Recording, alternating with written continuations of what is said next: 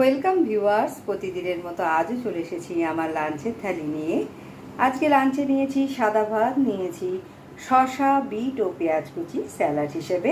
প্রথম পাতে খাওয়ার জন্য নিয়েছি উচ্ছে আলু চচ্চড়ি, যেটা আমি রাঁধুনি ফোড়ন দিয়ে রান্না করেছি, আর সামান্য একটু নুন, হলুদ ও মিষ্টি দিয়ে নামিয়েছি। তারপরে নিয়েছি ওলের ডাঁটার চচ্চড়ি। ওলের ডাঁটাকে প্রথমে একটু ভাপ দিয়ে ফেলে নিয়ে চিংড়ি মাছ ভেজে তুলে নিয়ে তেলে কালো জিরে ও শুকনো লঙ্কা ফোড়ন দিয়ে আলু আর পটল ভাজা ভাজা করে একটু জিরের গুঁড়ো দিয়ে নুন মিষ্টি দিয়ে আমি এটা তৈরি করেছি। তারপরে নিয়েছি চিকেন কষা, আর শেষ পাতে নিয়েছি আমরা চাটনি।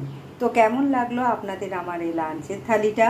ভালো লাগলে লাইক, শেয়ার এবং সাবস্ক্রাইব করবেন আমার চ্যানেলকে। Thank you for